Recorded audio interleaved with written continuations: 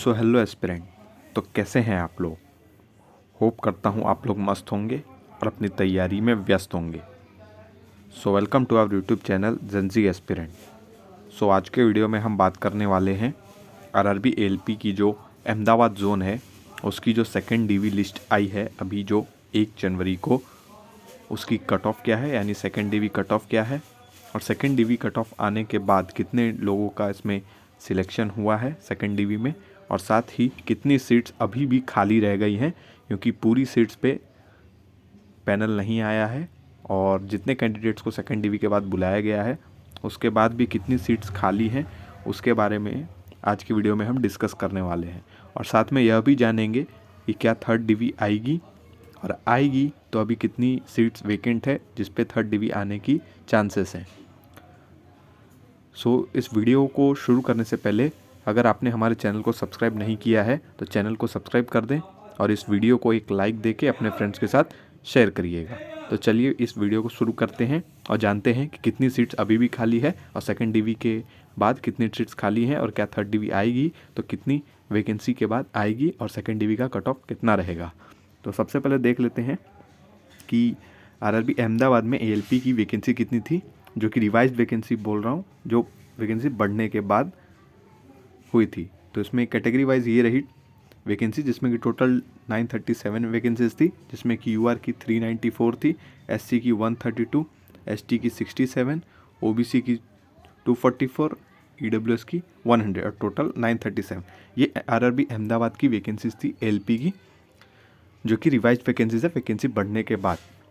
फिर अब हम बात करेंगे कि कितने पार्ट पैनल आया, पार्ट पैनल 1 आया, पार्ट पैनल 2 आया, जिसमें कितने कैंडिडेट्स कितने सीट्स पे फिल्ड हो गए, मतलब कितने सीट्स भर गए, कितने कैंडिडेट्स को सिलेक्शन हो चुका है, और सेकंड डीवी के बाद जो सेकंड डीवी जो आया है उसमें कितने कैंडिडेट्स किस कैटेगरी से कैटेगरी वाइज कितने कैंडिडेट्स आए हैं, और साथ ही में अभी भी कितनी सीट्स खाली हैं कैटेगरी वाइज उसके बारे में जानेंगे। तो जैसा कि आप सब स्क्रीन पे देख सकते हैं, ये एक चार्ट बना हुआ है जिसमें कि एएलपी अहमदाबाद जोन का है ये, और इसमें रिवाइज्ड वैकेंसीज ये लिखी हुई है जैसा कि मैंने आपको ऊपर बता दिया। यूआर की 394, एससी की 132, एसटी की 67, ओबीसी की 244, ईडब्ल्यूएस की 100, जो कि टोटल 937 थी। तो पहले बात कर लें कि पार्ट पैनल 1 में कितने कैंडिडेट सिलेक्ट हुए थे। तो ये कैटेगरी वाइज पार्ट पैनल 1 का है। तो इसमें देख लें यूआर में 359 यानी 359 कैंडिडेट्स यूआर में पार्ट पैनल 1 में थे यूआर कैटेगरी से। फिर एससी कैटेगरी से 114 थे, एसटी से 56 यानी 56 थे, ओबीसी से 157 यानी 157 थे, ईडब्ल्यू से 77, और जो कि टोटल लेके जो फर्स्ट पार्ट पैनल आया था उसमें टोटल 763 कैंडिडेट्स को पार्ट पैनल 1 में मौका मिला था, उनका फाइनल सिलेक्शन हो गया था। और इसके बाद अब देख लें कि कितनी सीट्स खाली रह गई थी। पार्ट पैनल 1 आने के बाद कितनी सीट्स खाली रह गई थी कैटेगरी वाइज।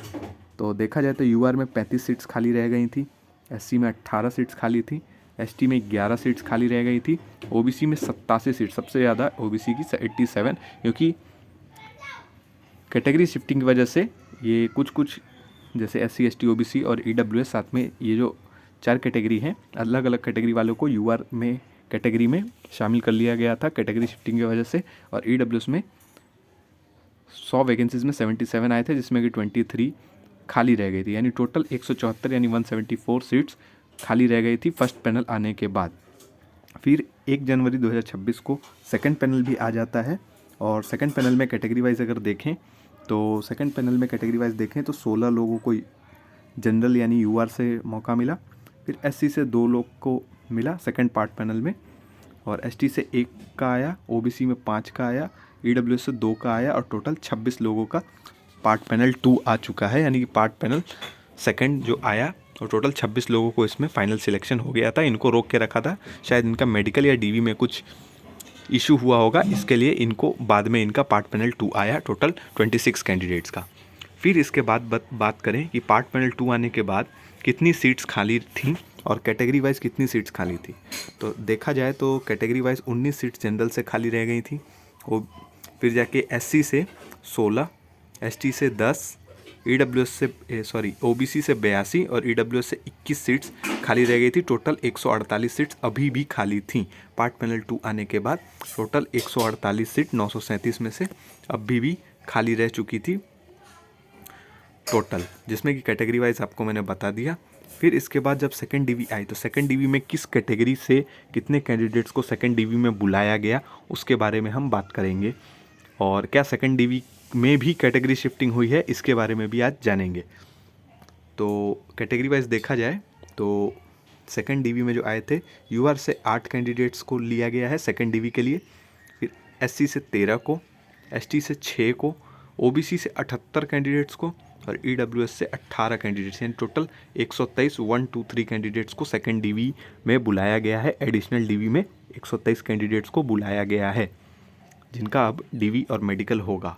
तो क्या सेकंड डीवी में भी कैटेगरी शिफ्टिंग हुई थी? तो हाँ, सेकंड डीवी में भी शायद कैटेगरी शिफ्टिंग हुई है।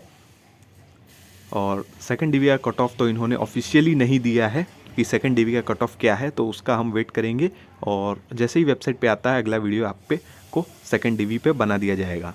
फिर बात करें कि अभी भी कितनी सीट्स खाली हैं कैटेगरी वाइज। सेकंड डीवी आने के बाद सेकंड डीवी जो लिस्ट आई थी उसके भी बाद कुछ सीट्स खाली रह गई हैं, और या फिर ये खाली रह गई हैं या इन्होंने रिज़र्व करके रखा है, उसके बारे में जानेंगे। कैटेगरी वाइज कितनी सीट्स हैं अभी भी जो खाली हैं।